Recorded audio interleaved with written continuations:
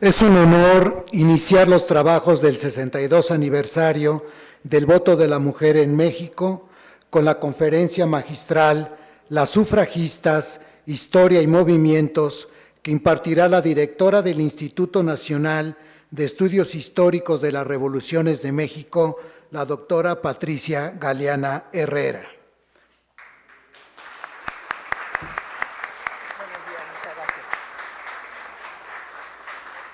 El consejero electoral, maestro Pablo César Lezama Barreda, hará la presentación oficial. Por favor. Muy buenos días a todas y todos. Les agradezco nuevamente su presencia en este evento. Es para mí verdaderamente un honor presentar y estar en esta mesa junto a Patricia Galeana, gran investigadora y conocedora de los temas que estamos abordando. Nos va a hablar el día de hoy sobre las sufragistas, historia y movimientos. Patricia Galeana es historiadora, investigadora y catedrática de la Universidad Nacional Autónoma de México. Ha recibido múltiples reconocimientos, entre los que se destaca la Medalla al Mérito Ciudadano en 2011, que le otorgó la Asamblea Legislativa del Distrito Federal por su labor a favor de los derechos humanos de las mujeres, entre las que sobresale la creación del Museo de la Mujer. Es fundadora y coordinadora de los programas de radio Mujeres a la Tribuna e Historia de las Mujeres en México, IMER, autora de 13 libros, coautora y coordinadora de 34 obras, coautora de 51 volúmenes, ha coordinado y compilado 127 publicaciones de historia política, diplomática y de género. Sin más preámbulo, le cedo el uso de la palabra, doctora. Muchas gracias. Muchas gracias al consejero electoral por su amable presentación y agradezco a nuestros queridos amigos, a la presidenta de la comisión, Gabriela Williams Salazar, la invitación, y a mi amigo y excompañero de la Comisión de Derechos Humanos del Distrito Federal, Armando Hernández Cruz, magistrado presidente del Tribunal Electoral del Distrito Federal, también por habernos invitado a compartir con ustedes la historia de las sufragistas. Y esto es muy importante porque como nuestro país fue de los últimos 6 de América Latina que dio la ciudadanía plena a sus mujeres, se olvida la lucha que dieron muchas mujeres y también apoyadas por muchos hombres a lo largo de las décadas, principalmente desde la Revolución Mexicana hasta los años 30. Entonces vamos a hacer un recorrido rápido por la historia, porque la historia es un conocimiento indispensable, no es un conocimiento accesorio que podemos o no tener, sino es un conocimiento que nos permite comprender nuestro presente y actuar en él. ¿Podía yo remontarme? Cada vez que voltee una hoja, por favor. Me voy a ir muy rápido, además. Podría yo remontarme hasta la antigüedad clásica y en todas las culturas, en todas las etapas históricas, encontramos alguna mujer transgresora que buscaba revertir el círculo en donde se le había encerrado y no podría participar en la toma de decisiones que le afectaban evidentemente. Pero vamos a remontarnos nada más a la Revolución Francesa y ahí veremos que Olympia de Gouges, esta genial dramaturga, propuso que se reconocieran también los derechos de las mujeres y las ciudadanas e hizo la declaración correspondiente. Ella señalaba que si las mujeres habían hecho la revolución y eran además ejecutadas en el patíbulo, también tenían derecho de tomar decisiones sobre el rumbo que iba a tomar el país. Olympia fue ejecutada por sus compañeros revolucionarios y esta declaración de los derechos de la mujer y de la ciudadana tuvo que quedar pendiente hasta las luchas del siglo XIX, que empezaron a organizar políticamente a las mujeres. El sufragismo en Estados Unidos se unió al movimiento antiesclavista y hubo diversos movimientos tanto en Nueva York como en Wyoming, muchos de ellos reprimidos en forma sangrienta, en particular el de Wyoming en 1857. Sin embargo, esta represión no fue olvidada, puesto que la lucha en Wyoming siguió y fue la primer estado de la Unión Americana donde se reconoció los derechos de la mujer para tomar decisiones a nivel local. Esto desde 1869. El voto activo y pasivo se fue dando en diversos momentos en el mundo. Corresponde el honor a Nueva Zelanda de haber sido el primer país que dio el voto activo sin restricciones, no el pasivo. O sea, el voto activo es votar, pasivo ser votada, pero bueno, no había restricciones de ninguna especie. En otros lugares se dio, pero con restricciones. Por ejemplo, en Australia se excluía a las aborígenes. Finlandia fue el primero que dio el voto activo y pasivo en 1906. En Canadá se dio a algunas mujeres, como eran las enfermeras que habían cuidado a los soldados, y en Gran Bretaña hubo un aspecto muy interesante: se dio la ciudadanía a las mujeres propietarias o a las mujeres que tuvieran un título universitario. En Estados Unidos, obviamente, se excluye a las personas indígenas y a todos los esclavas y esclavos, y Ecuador tiene el honor de ser el primer país en América Latina en otorgar la ciudadanía plena a sus mujeres en 1929. Y esto evidentemente se ha traducido en que desde hace muchos años es normal que haya muchas más mujeres participando en la política ecuatoriana que en otros países de América Latina. Por lo tanto, esta historia es importante porque tiene una repercusión hasta el día de hoy. En 1952, la Organización de Naciones Unidas da la Convención de Derechos Políticos de la Mujer y establece que no puede haber ningún país que se declare democrático cuando más de la mitad de su población no tiene siquiera la ciudadanía. Entonces, como ustedes se imaginarán, esto ya es una presión para el gobierno mexicano, que va a dar esta medida justamente después de esta llamada internacional, y lo da en 1953.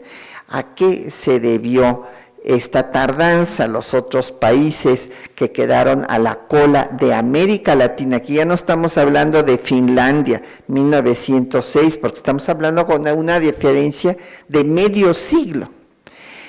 Los otros países que estuvieron también a la saga fueron Honduras, Nicaragua, Perú, Colombia y Paraguay.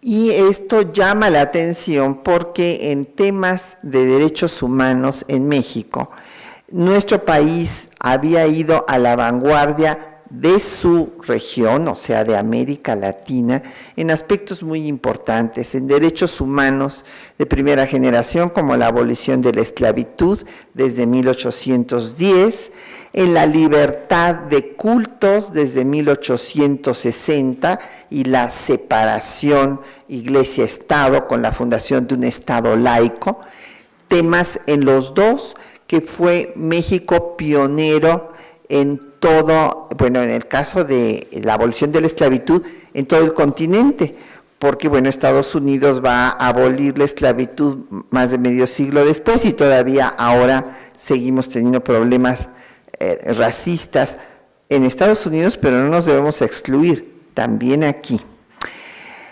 Y llama también la atención el tema de la supresión del Estado confesional y la creación de un Estado laico, en lo que también México fue pionero en toda América Latina. Asimismo, tenemos el orgullo a nivel internacional, mundial, de que la Constitución de 1917 fue la primera que estableció los derechos sociales como derechos constitucionales, los derechos de colectivos de trabajadores del campo y de la ciudad.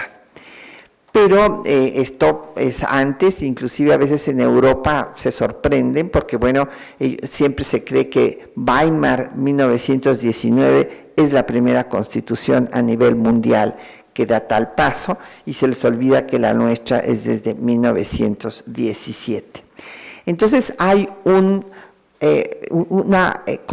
contrapunto en cuanto a que habíamos sido a la vanguardia en todos estos aspectos y vamos a la retaguardia en dos aspectos muy importantes para nuestra sociedad: los derechos de las mujeres y también los derechos de las comunidades indígenas. La última reforma constitucional de nuestro país le da menos derechos a las comunidades indígenas que 8 constituciones de América Latina. Y esto pues es también una llamada de atención, un foco rojo que tenemos que atender.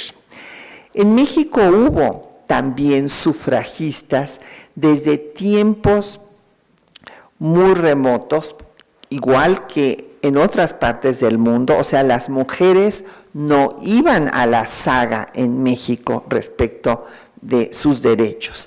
Hay una carta de mujeres zacatecanas que piden a la constituyente de 1824 participar en las decisiones que se estaban tomando para organizar al país. Desde luego la carta ni siquiera es contestada, ni prácticamente nadie la cita. En 1856 hay otra carta con 86 firmas que demandan que el constituyente tome en cuenta también a las mujeres. Y hay una interesante polémica entre José María Mata, que dice que hay que discutir el tema, y Francisco Zarco, que dice que no.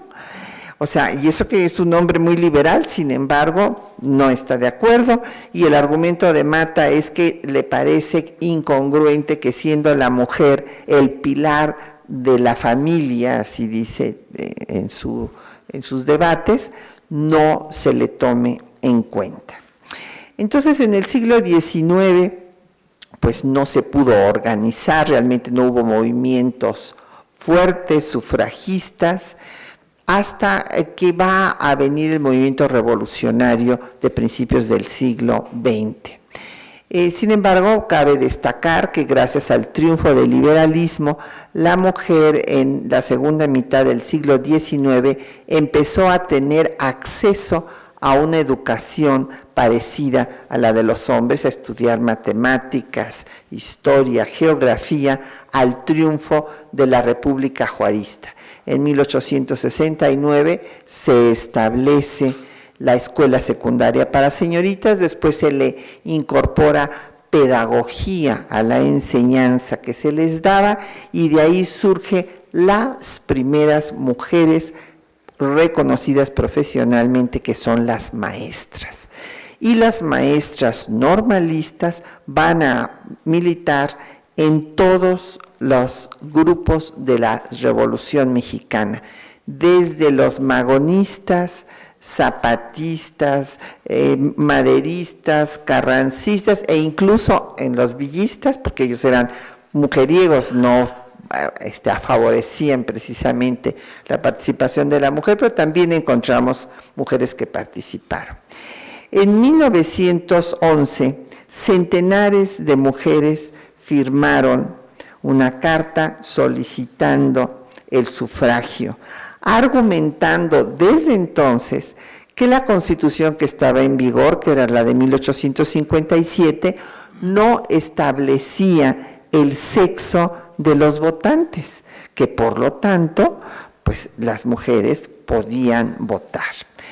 Las mujeres, pues, hicieron la revolución, pero lamentablemente la revolución no les hizo justicia a las mujeres y no les otorgó la ciudadanía.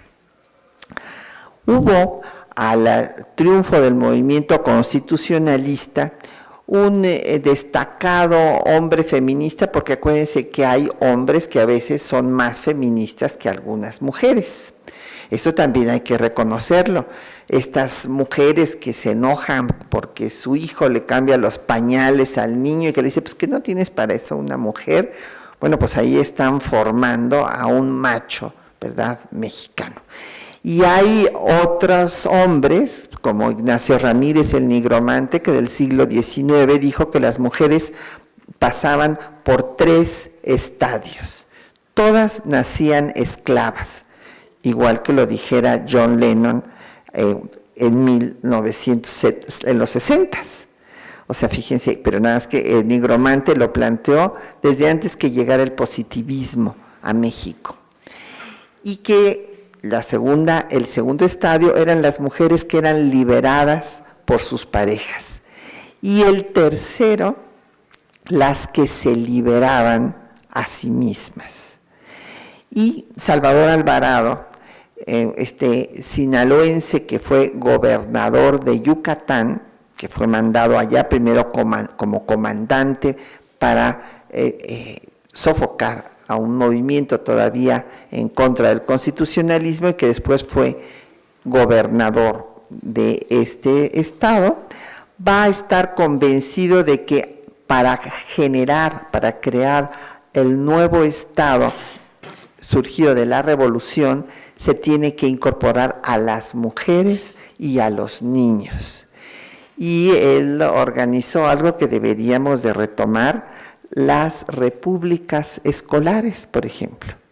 Y entonces organizaba las escuelas como si fueran pequeñas repúblicas y se organizaban y tomaban decisiones en la escuela, temas que a veces se han descuidado en nuestro presente. Y precisamente con esta idea de crear al nuevo Estado, producto de un nuevo pacto social, es que Salvador Alvarado convocó a 2 congresos feministas en Yucatán.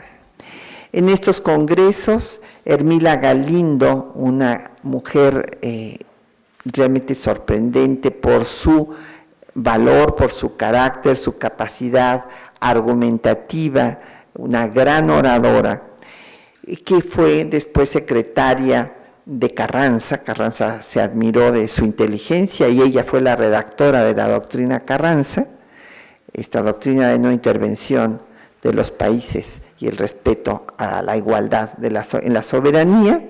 Bueno, pues Hermila Galindo presentó en el Congreso de Yucatán, aunque no estuvo presente, mandó su ponencia La mujer del porvenir, en el que planteaba que las mujeres debían de tener el voto y también deberían de recibir hombres y mujeres educación sexual.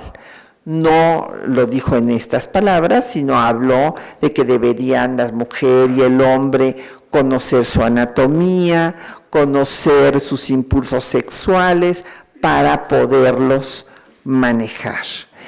Y como se imaginarán ustedes, en una sociedad conservadora como la nuestra, mayoritariamente, fue un escándalo mayúsculo, la tacharon de inmoral y bueno, fue un debate terrible. Salvador Alvarado muy pacientemente dijo, bueno, aquí hay todavía muchas mujeres conservadoras. Esto era para las yucatecas, no fue un congreso nacional, fue para todas las yucatecas, inclusive se suspendieron clases, se les pagaba su transporte para que vinieran de todo Yucatán y que estuvieran ahí. Y como ahí ganaron las conservadoras, pues entonces hizo otro congreso en diciembre, en donde ya ganaron las mujeres liberales de vanguardia. Y ayer Mila mandó otra vez una ponencia defendiendo sus puntos de vista. Y Ermila Galindo presentó al Congreso Constituyente la demanda de que se le otorgara el voto a la mujer. El tema no fue ni siquiera discutido, porque de los 219 constituyentes, solamente 2 estuvieron de acuerdo en que se discutiera y todos los demás votaron en contra. No obstante, que era evidente que el propio Carranza estaba apoyando a Ermila Galindo. Para esto, o sea, sabemos, le convocaron a la prensa, etcétera, etcétera, pero la reticencia de todos los constituyentes fue terrible. Y ya saben los argumentos que se repetirán después, que la mujer no estaba preparada, no importaba que tuviera un título universitario y los hombres fueran analfabetas, por el solo hecho de ser hombres, ellos sí sabían y las mujeres no, aunque fueran universitarias. O bien que era romper la equidad con la pareja, porque era darle doble voto a los hombres casados, y esto no era conveniente para los solteros, o que era darle el voto a la Iglesia Católica, que como ustedes saben había sido enemiga de la revolución, había apoyado primero a la dictadura porfirista y después a la dictadura huertista. Entonces, pues se dijo que no, que porque las mujeres eran manejadas por los curas desde el púlpito o en el confesionario, cosa que tenemos que reconocer que tenían razón, como después sucedió en España cuando se les da el voto a las mujeres en 1933 y votan todas por la derecha. Gana la derecha. Entonces, solamente el diputado Salvador González Torres, que hay que repetir su nombre para reconocerlo, él sí quería que se discutiera el tema, y el otro compañero que también quería, ni siquiera hemos podido encontrar, porque no se levantó en las actas, no está por ningún lado, cuál fue su nombre. Como ya dijo Gaby en su presentación, a pesar de que la Constitución no otorga la ciudadanía, pues hay estados en donde sí se va a dar esta, y el primero va a ser precisamente Yucatán. Yucatán, en el gobierno de Felipe Carrillo Puerto, quien fuera el presidente del Partido Socialista del Sureste, y después gobernador, argumentó lo mismo que las propias mujeres habían argumentado con la Constitución anterior de 57, que en 17 no se establecía el sexo de los votantes y que no estaba prohibido que votaran las mujeres, por lo tanto estaba permitido, porque como ustedes saben, pues las autoridades solamente pueden hacer aquello que les mandata específicamente el marco constitucional, pero la ciudadanía puede hacer, es libre para hacer todo aquello que no se le prohíbe específicamente. Entonces, con este argumento, Carrillo Puerto establece la ciudadanía y pues esto va a tener como resultado que Rosa Torres sea la primera regidora en el Ayuntamiento de Mérida, Elvia Carrillo Puerto, Beatriz Peniche y Raquel Cicero van a ser las primeras diputadas. Sin embargo, como ustedes saben, la casta divina, como la llamara Salvador Alvarado justamente a la oligarquía enequenera yucateca, pues no soporta a Felipe Carrillo Puerto y lo mandan a asesinar, y entonces las mujeres reciben amenazas de muerte y tienen que dejar inclusive el Estado. Después pues ya vamos a tener que San Luis Potosí lo hace temporalmente, porque primero un gobernador estuvo de acuerdo, luego viene el cambio de gobernador y el que siguió no estuvo de acuerdo y viene para atrás la medida.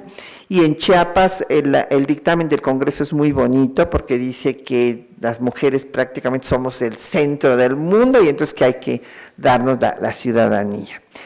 Tabasco también, gracias a Tomás Garrido Canaval, y esto va a ser en los 20, ya después vendrán los otros estados. Pero tenemos que hablar ahora, y estamos celebrando el 70 aniversario del Frente Único Pro Derechos de la Mujer. Y esta es una experiencia muy interesante políticamente, que creo que es una lección para nuestro presente. Las mujeres lograron unificar en el frente a las mujeres pertenecientes a diferentes partidos, al Partido Nacional Revolucionario, ideado por Plutarco Elías Calles, después de haber ido con Friedrich Ebert a Alemania para ver cómo estaba organizado el Partido Socialdemócrata, y así surge el PNR, con una visión de estadista brillante, hay que reconocerlo, y por otra parte, el Partido Comunista, que había sido fundado desde el inicio de la década de los 20, 1919, y estas mujeres se van a unir en un frente que empieza con 25 organizaciones y llega a tener 800 organizaciones a todo lo largo y ancho del país. Y déjenme decirles que empezó con 50 y llegó hasta 5,000, que para ese momento era un éxito verdaderamente arrollador. Y el frente, ¿qué es lo que quería? Primero había sus discusiones de si se ponían de acuerdo o no, porque el PNR, en donde ya estaba Elvia Carrillo Puerto, por ejemplo, el PNR quería que fuera una organización nada más de mujeres. Y el Partido Comunista, pues no, quería que participaran todos los trabajadores, obreros, campesinos, etc. Finalmente ganó la posición del PNR y se hizo una organización solamente de mujeres, en la cual se pedía, desde luego, el voto, y también una serie de medidas muy radicales, y no tenemos tiempo ahorita, pero es interesante ver todo lo que pedían, desde luego el abaratamiento de la vida en general, que no les quitaran los trabajos a las mujeres para dárselos a los hombres, que a trabajo igual, salario igual, que se bajara hasta la luz eléctrica, que se combatiera el imperialismo yanqui, que las empresas transnacionales pagaran las casas de maternidad para que las mujeres pudieran seguir trabajando y tener sus derechos laborales, que todas las garantías constitucionales se hicieran realidad, porque todavía no había una ley federal del trabajo. Entonces, todo esto es lo que piden las mujeres que logran esta organización del frente. Entre las mujeres del PNR, bueno, pues desde luego destacan Elvia Carrillo Puerto, y del Partido Comunista, Cuca García, que era una mujer brillantísima. José C. Valadez la describe, dice que aunque tenía algunos aires de sufragista inglesa, porque pues no usaba gafas ni tampoco traje sastre. Entonces quiere decir que era atractiva, que era una lideresa que logró conjuntar a otras mujeres muy interesantes como Adelina Cendejas, como Consuelo Uranga, como Frida Kahlo, que también estuvo en el frente. En fin, fue un grupo como Concha Michel, un grupo muy importante de mujeres que logran este frente y que van a hacer todo tipo de acciones. O sea, Refugio García hace una huelga de hambre en frente de la Casa de Cárdenas para exigirle que mande la iniciativa de reforma al artículo 34 constitucional y que se tome en cuenta que la mujer es ciudadana y tiene los mismos derechos políticos que el hombre. Inclusive hay una amenaza de que van a incendiar Palacio Nacional también, bueno, pero no pasa de ser nada más una forma de presión. El hecho es que el presidente Cárdenas, en efecto, en la campaña había ofrecido que iba a poner en el mismo rango de igualdad a la mujer y al hombre. Y manda finalmente su iniciativa, pero hay que reconocer que también hubo la presión del frente, manda la iniciativa y la iniciativa se tarda muchísimo por todos estos argumentos que no les voy a repetir, pero que se vuelven a discutir. Primero en el Congreso Federal y luego en cada una de las legislaturas locales. Y como ustedes saben, se tenía que tener más de la mitad de las legislaturas para que se pudiera hacer la reforma constitucional. Y se logra y se obtiene. Pero, ¿qué creen? Que el propio presidente Cárdenas congela su iniciativa y no hace el cómputo final ni se publica en el diario oficial. Y en el Archivo General de la Nación está el informe que he tenido el privilegio de leer, de tomar en mis manos, en donde se le dice que si se les da el voto a las mujeres en ese momento, van a votar por Andreu Almazán, el candidato, digamos, de derecha en ese momento, que Andreu Almazán había también estado en la revolución, pero en ese momento representaba a la derecha en contra del PRM, que había surgido para sustituir al PNR de Calles. Cárdenas hace el PRM y por lo tanto no publica la reforma. Se hace alusión a lo que había pasado en España, etcétera, etcétera, y esto es lo que va a quedar pendiente, pero una gran mujer, una médica que por muchos años fue la única médica miembro del personal docente de la Facultad de Medicina de la Universidad Nacional Autónoma de México, Esther Chapa, desde ese momento hasta 1953, cada vez que hay un cambio de legislatura, va y manda una carta exigiendo que se publique la reforma que ya se había ganado desde 1938. Desde luego, pues no le hacen caso, inclusive ella hace todo un movimiento en contra de la iniciativa que va a mandar Ruiz Cortines, porque va a decir que no es necesario que haya ninguna nueva discusión sobre el tema, porque ya se había discutido y ya se había aprobado y que se tiene que respetar esto.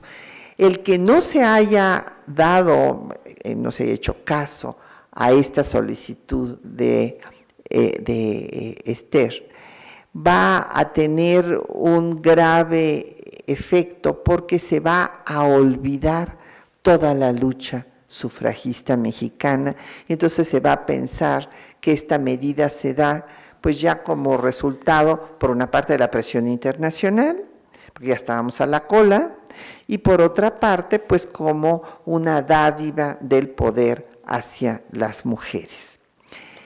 En 46, Miguel Alemán, como parte de su proyecto de modernización, hace la reforma para que haya la ciudadanía limitada, o sea, solamente a nivel municipal. Se reforma el 115 y todavía, aunque no lo crean, hay una serie de voces en contra. Dicen que no, que porque la mujer no está preparada. Y entonces Alemán tiene que decir, bueno, pues vamos a dárselo para que se vayan preparando en el nivel municipal y ya que sepan, entonces ya se pasa al nivel federal. La ciudadanía plena se da en 53, como decimos, pues por la presión internacional, básicamente. Cierto, hay también mujeres como Amalia González Caballero, conocida como Castillo Ledón, lamentablemente, pero su verdadero apellido, digamos, el de ella es González Caballero, pero ya ven que los jueces le decían, a ver, ya está usted casada, entonces pongas fulanita de tal de fulano de tal. Y bueno, déjenme decirles que en Estados Unidos todavía están peor. El otro día fui a una boda de una sobrina y entonces al finalizar la boda, el señor que parecía cura, aunque según esto era un matrimonio civil, pues le dijo la señora de Bowie, quién sabe qué cosa, o sea, el nombre del esposo, o sea que ya ni siquiera su nombre de pila conservó después del matrimonio, ya salió con nombre masculino, como objeto de fulano de tal. Entonces, esto que afortunadamente ya lo estamos superando aquí en la Ciudad de México, porque somos una isla de libertades, no se olviden que en muchos estados de nuestra república la situación todavía es muy difícil para las mujeres y aún aquí, para eso es una vergüenza que tengamos que tener taxis rosas y un vagón del metro para que las mujeres se les respete. O sea, esto habla realmente, es vergonzoso para los hombres que viven en esta ciudad. Entonces, pues ya Ruiz Cortines manda la reforma y se aprueba y ya finalmente pues la mujer mexicana es ciudadana y bueno, pues aquí estamos recordando esa fecha hace 62 años. Ahora, del voto a la toma del poder, pues pasa todavía mucho tiempo. La primera legisladora es Aurora Jiménez, que ahí fue un Juanito en lugar de Juanita. Ahí resulta que su esposo quiso ser presidente municipal de Mexicali, no, el suplente no estaba, pues se había enfermado, etcétera. Entonces él propone que sea Aurora Jiménez y Aurora Jiménez hace un papel muy importante en los 4 meses que estuvo de diputada, porque pasa a tribuna 4 veces y plantea cosas que deben de seguirse tomando en cuenta hoy día. Plantea, por ejemplo, que no se trata de subir las penas para acabar con la delincuencia de los jóvenes, sino que hay que prevenir y hay que atender a los jóvenes con un programa educativo, etcétera. O sea que su acción fue muy decorosa para ser la primera diputada federal en la historia de México.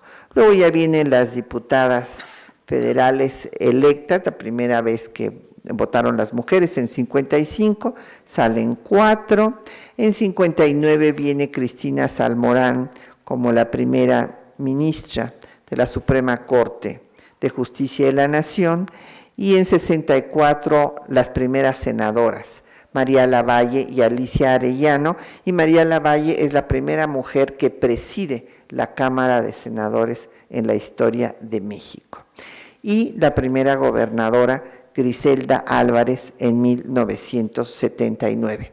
Déjenme decirles que me tocó hacerles una entrevista para ver cuál era pues su experiencia a estas 3 mujeres, Cristina Salmorán, María Lavalle y Griselda Álvarez, y las 3 me dijeron al unísono: si quieres hacer política, no te cases, porque el marido no resiste que la mujer sobresalga más que él. Y bueno, pues eso fue lo que le pasó a doña Cristina Salmorán, que como su esposo era abogado, bueno, pues se fue, huyó y se fue hasta Baja California, y hasta que estaba muriéndose, en fin, regresó. Y Griselda Álvarez también, acabóse el matrimonio. Y en el caso de María, me dice, pues mira, yo siempre estaba muy ocupada, no tenía mucho trabajo, entonces siempre que venía un pretendiente dije, no, pues mejor al que sigue. Y pues total que cuando ya dije, pues ahora sí, pues resulta que ya no siguió ninguno. Yo creo que era una broma que ella hacía, unas mujeres extraordinarias. Ahora, la participación política de las mujeres hoy, pues ustedes saben que en el Poder Ejecutivo estamos bajísimo, 13.63, solamente tenemos 3 secretarias y y bueno, pues una sola gobernadora. Estamos igual que cuando empezamos en 1979, subrepresentadas en el Poder Ejecutivo. Y si nos vamos a las presidencias municipales, es dramático, porque ahí es donde podemos palpar realmente nuestra cultura política. Y solamente el 7.7 de los 2.440 municipios que tiene el país tienen a una mujer. En el Poder Legislativo, gracias al sistema de cuotas, que ustedes recordarán que fue muy poco a poco, primero nos regateaban que el 70-30, luego nadie lo cumplía, luego el 40-60, tuvo que ponerse sanciones económicas y surgieron las Juanitas, pues que no tenían ningún aprecio por ser mujer y por su propia persona. Y ahora tenemos la paridad. Pero no es lo mismo en los otros poderes. En el Poder Judicial, por eso es muy importante que ahora entren 2 mujeres, pues tenemos un 19%. Entonces, bueno, pues aquí ya es básicamente lo mismo que ya les dije y ya tenemos que acabar. Entonces, pues para cambiar esta cultura que sigue siendo discriminatoria a la mujer porque subsisten atavismos patriarcales hasta la fecha, tenemos que modificar los patrones culturales y hacer 3 acciones paralelas indispensables. Que el marco jurídico esté de acuerdo a los tratados internacionales que hemos firmado en la materia, pero que ese marco jurídico lo conozcan las autoridades y la ciudadanía para que se cumpla. Pero por otra parte, pues estas políticas públicas con enfoque de género y su transversalidad en todas las áreas y una educación formal e informal desde preescolar hasta posgrado con este nuevo enfoque de no discriminación a la persona humana ni por sexo, ideología, origen étnico o cualquier otra condición. Se trata de cambiar una cultura, generar una nueva mentalidad y trabajar en redes sociales y en todos los medios habidos y por haber de comunicación, porque los jóvenes pasan más tiempo en las redes sociales y en internet que lo que pasan en el aula con los maestros. Y para tener como reflexión final en este día, hay que recordar, y podría haberle citado alguna feminista, pero para que vean que también hay hombres feministas, les cito a Norberto Bobbio, este filósofo italiano que señaló con gran realismo que el mejor termómetro para medir el grado de civilización de un pueblo es ver la situación de sus mujeres. Y no podemos terminar una reunión de mujeres en donde pues no mencionemos el altísimo grado de feminicidios que hay en nuestro país, en nuestra ciudad, la violencia de pareja y de todo tipo de violencia que sufren las mujeres y también el que en 17 estados de nuestra república las mujeres no puedan decidir sobre su propio cuerpo. Muchas gracias por su atención.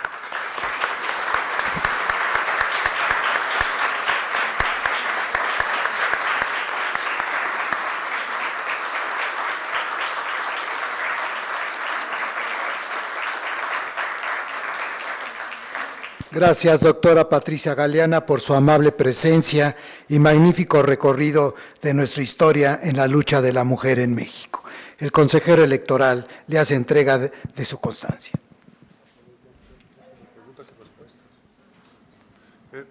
Bueno, previo a entregar la constancia, que desde luego entregaré a continuación, quiero agradecer en principio a Patricia Galeana esta brillantísima exposición que acabamos de presenciar, llena de datos, riquísima en datos y además en retos que tenemos enfrente como sociedad. Voy a abrir una primera ronda, o una ronda al menos de preguntas y respuestas. Entonces, les consulto quién desea participar. Háganme favor de levantar la mano, indicarnos su nombre y plantear su cuestionamiento. Allá.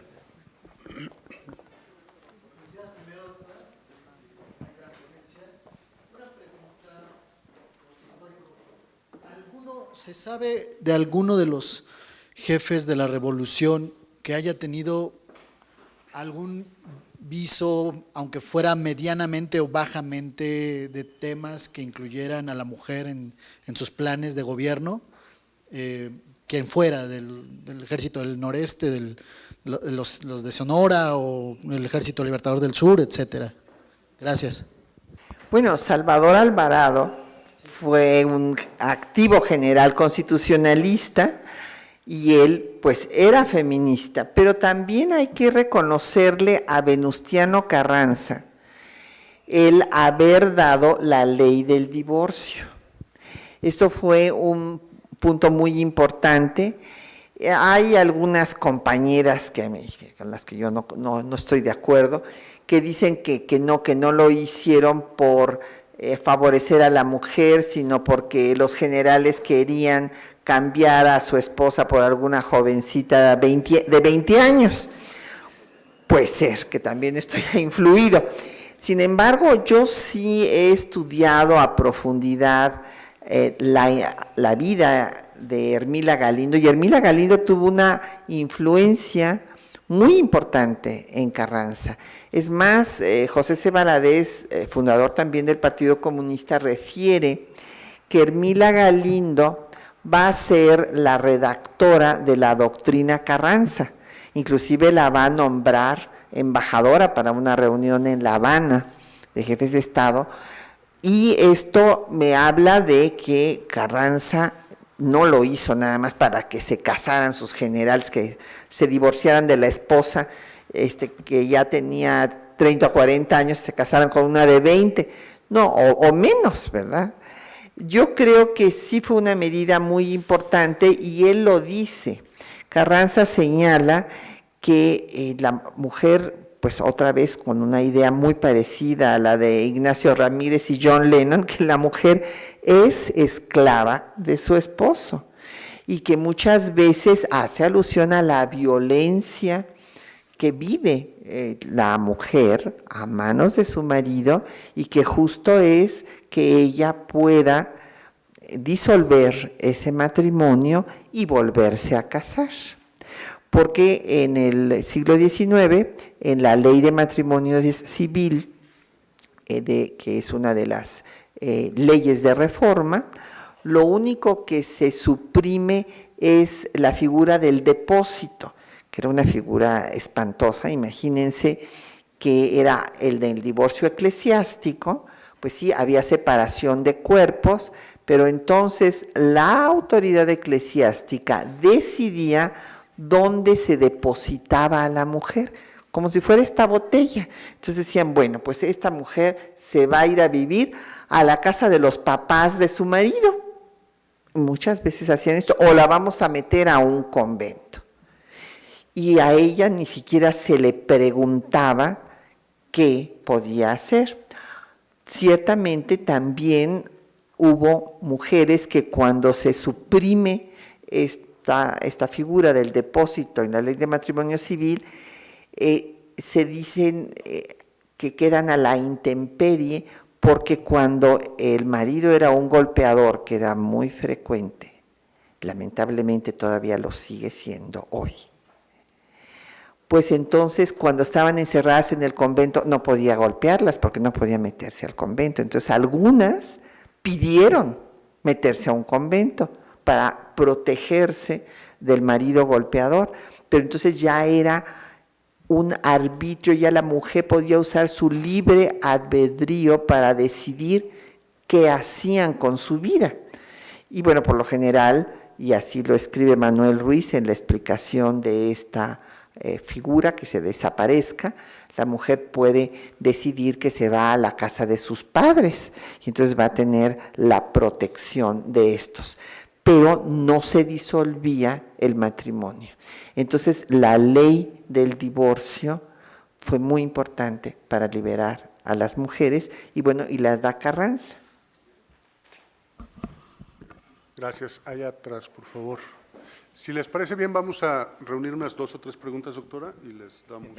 Sí, buenos días. Muchas felicidades por esta conferencia magistral. Yo quisiera preguntarle desde su punto de vista, este problema que tenemos en México y en 17 estados de violencia en contra de la mujer y que ha sido en algunos estados tan escandaloso como el de Ciudad Juárez, como el del Estado de México,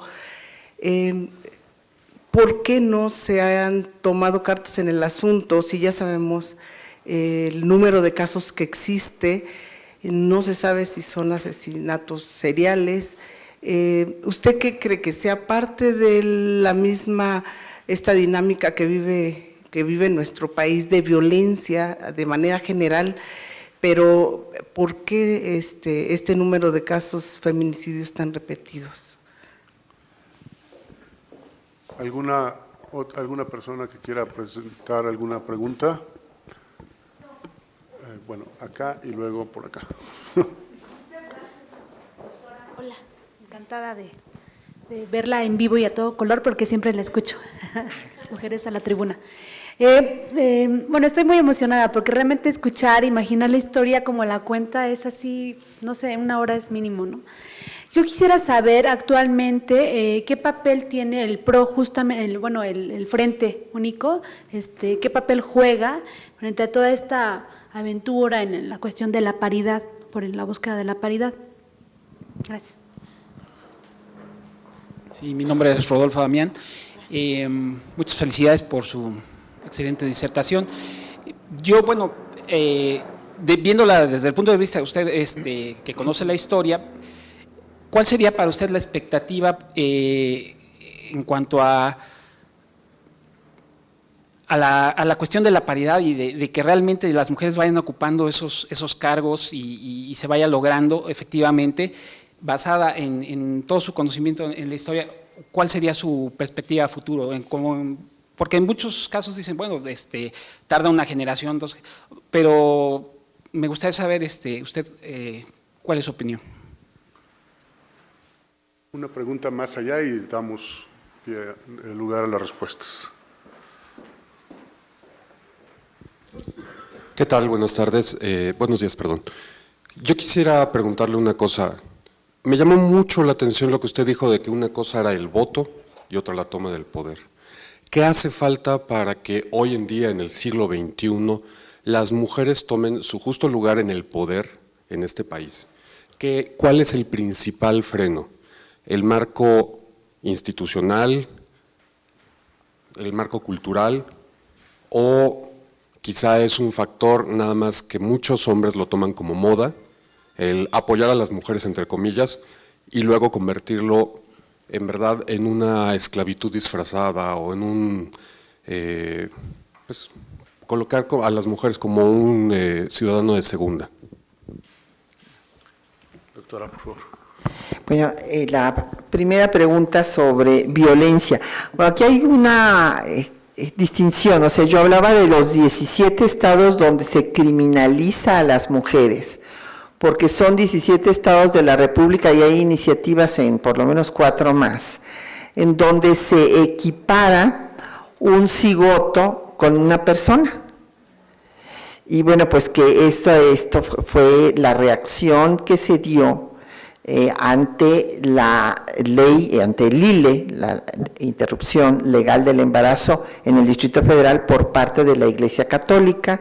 O sea, tengo ahora sí que todos los datos, porque pues a eso me dedico, a estudiar el asunto. Vino el cardenal López Trujillo de Colombia, que mandó Ratzinger, que era el jefe de las campañas antiaborto, y los obispos pues le hablaban al gobernador y le decían, pues ahí te mandamos el texto para que quede la reforma, y en fast track, sin tener en cuenta a las legisladoras y apoyados por todos los partidos, porque como lo hicieron estratégicamente antes de las elecciones, todos los partidos en estos 17 estados, lo mismo los de derecha que los de izquierda, apoyaron y quedaron bien con la Iglesia y criminalizaron a la mujer, que en esos estados actualmente, porque la tirada era que se echara abajo la reforma del Distrito Federal, porque ya tienen la mayoría que para hacerlo, ese es el siguiente paso.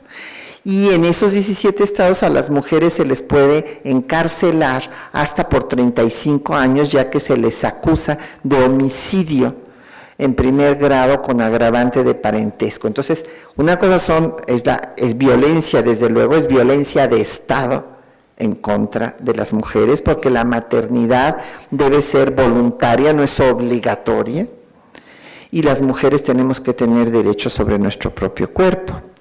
Y otro tema es el de la violencia, que ahí sí no tenemos el cómputo exacto si son 17 estados o son todos los estados en donde hay esta violencia.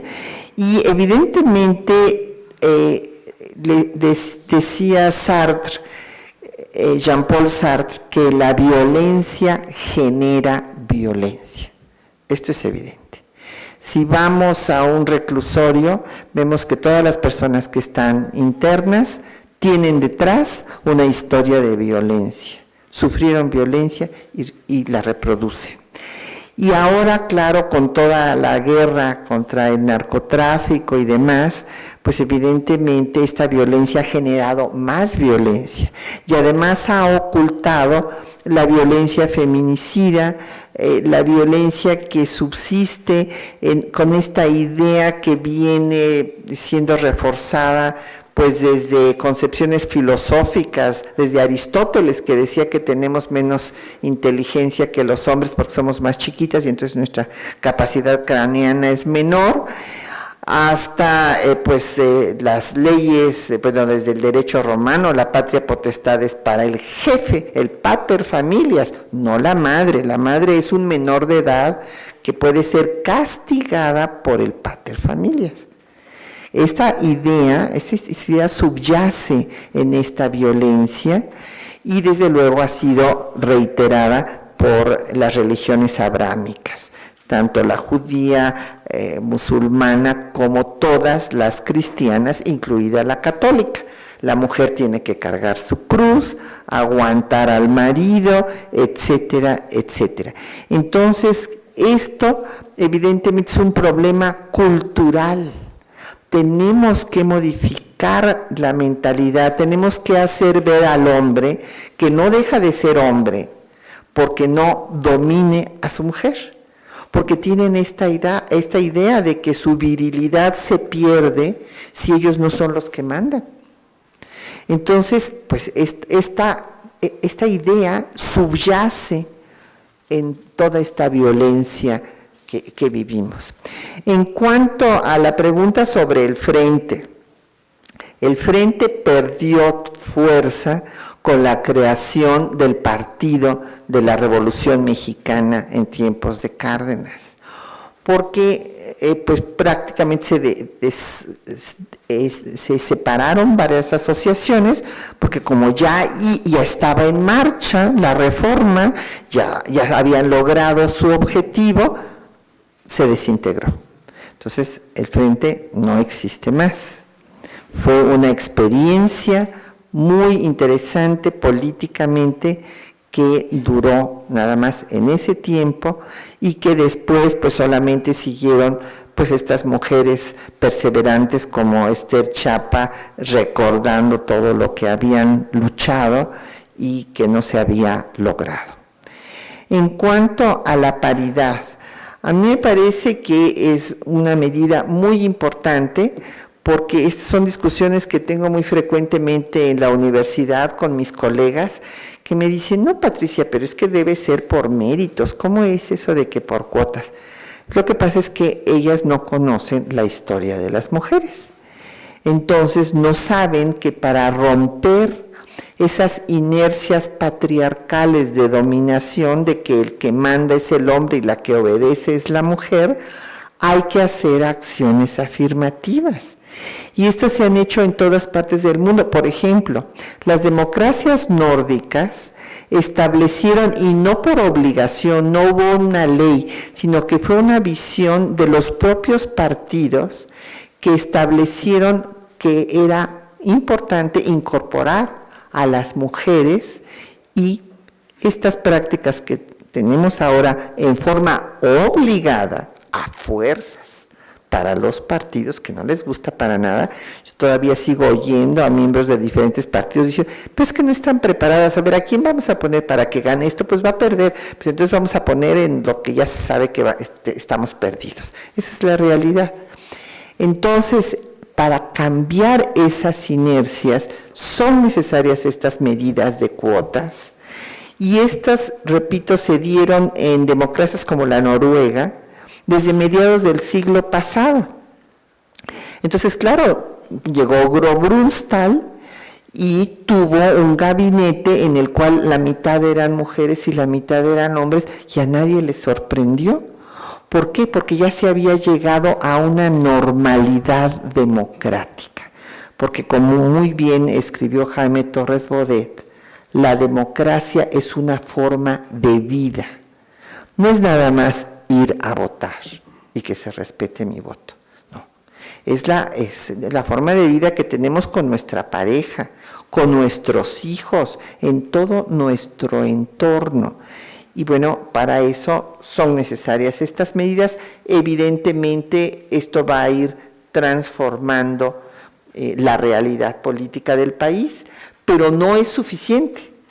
O sea, además de esta, tenemos que acompañarla de un sistema educativo que vaya formando esta nueva mentalidad para que pueda hacerse en forma más rápida y que alcancemos esa normalidad democrática en la cual ya no sea necesario que haya cuotas.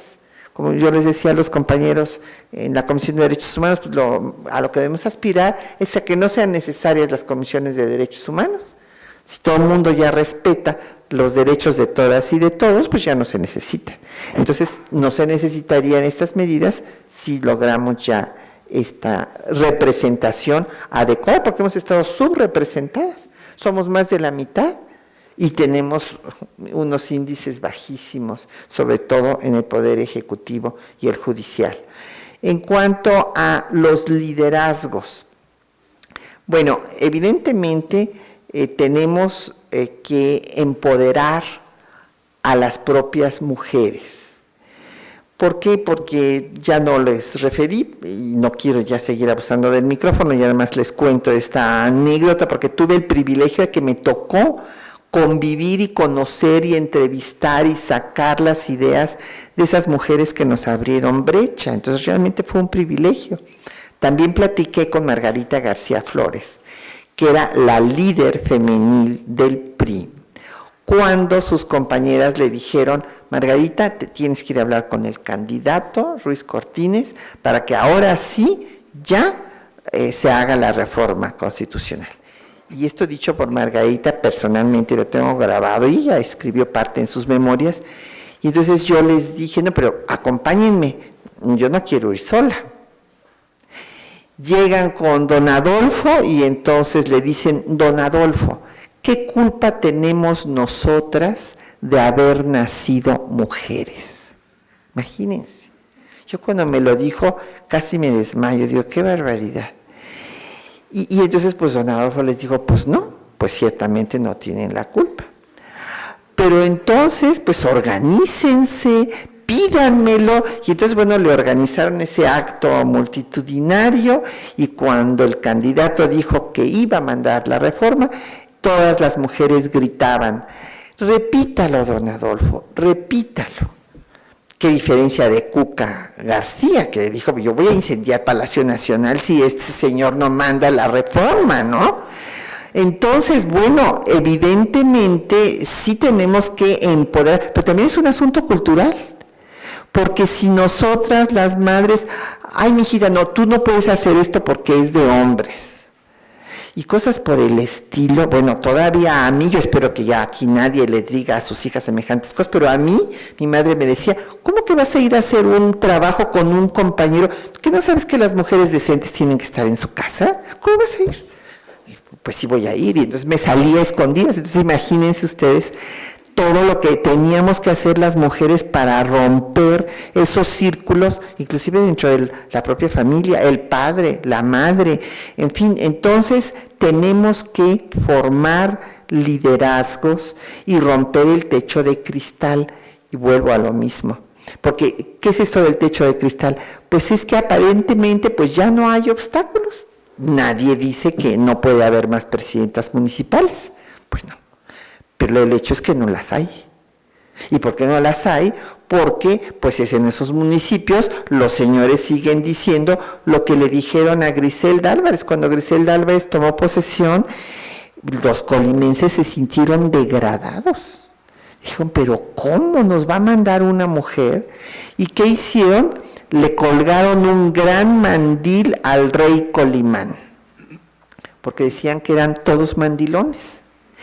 Y todavía después llegué a oír a grandes políticos, señores, de diversos partidos, que decían, bueno, Griselda pudo con Colima porque es un estado chiquito.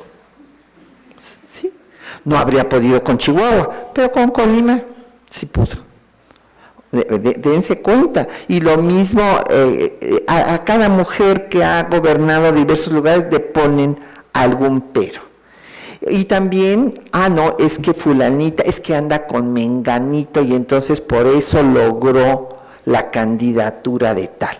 Nunca dicen de menganito que anda con su taranganita, pero sí de nosotras. Entonces, como ven, tenemos que cambiar una cultura. No es una tarea fácil. Por eso me parece tan importante que organicen actividades como la del día de hoy.